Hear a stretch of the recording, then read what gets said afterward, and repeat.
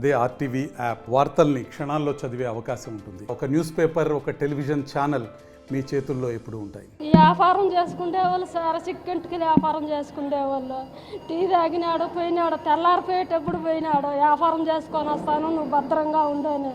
ఎవరో వచ్చి కాల్ చేసినారు సార్. ఏం చేసేది సార్, మాకు ఏమీ లేదు సార్. గలాట్లే రంపులే ఏమీ లేదు సార్. మేము దిక్కులను సార్. ఏడో పూట ఆడో పూట అడగ తిని బియ్యం పెట్టించుకొని తినేవాళ్ళు సార్. మేము పిల్లలు చిన్న పాపడ అది పెండ్లి కాల సార్. ఏం చేశాను సార్, నేను ఏ వల్ల బతకల్లా సార్. నేను 4 మబ్బులోనే వచ్చేసినాడు సార్. తెల్లారిపోతుంది, ఆ ఎరకు వచ్చేసినాడు సార్. మళ్ళీ హాస్పిటల్కి ఎత్తుకొని వచ్చేసినాను ఆటోలో సార్. తన లెక్కలే ఏమీ లేదు సార్. పూటకు తినేవాళ్ళు సార్. ఆ పని జరిగిపోయింది సార్. మేము బతకం సార్. మేము నాకు ఎవరు లేదు సార్. అనమాట వాళ్ళే లేరు సార్. ఎక్కడంటే అక్కడ పోయి సంపాదించుకొని గింజిపోసేవాడు సార్.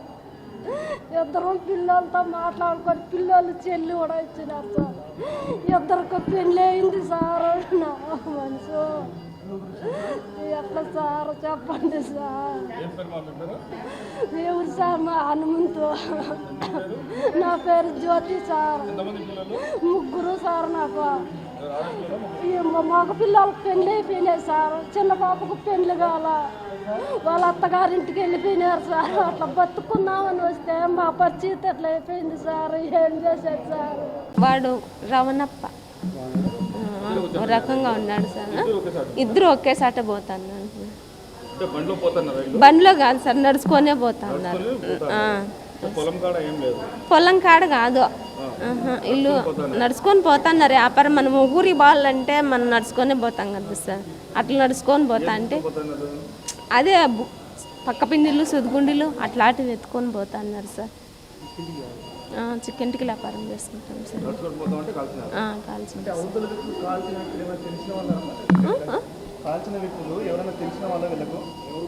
ఏం మాకెవరు తెలుసు సార్. మాకెవరు తెలియదు. తెలియదు. హాస్పిటల్లోనే ఉన్నాడు. మాకైతే ఏం తెలియదు సార్. మేము వ్యాపారం చేసుకుంటే మాకు అట్లాంటివి ఏముంటాయి సార్. వాళ్ళు ఏమనుకొని కాల్చినారో తెలీదు. మేము వ్యాపారం చేసుకుంటాం సార్. మగోళ్ళు ఆడవాళ్ళు అందరూ వ్యాపారం పోతాం.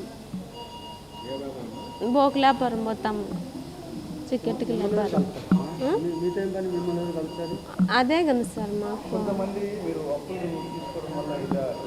మేము అట్లా అప్పులు అట్లా చేసేవాళ్ళం కాదు సార్. తెలీదు సార్.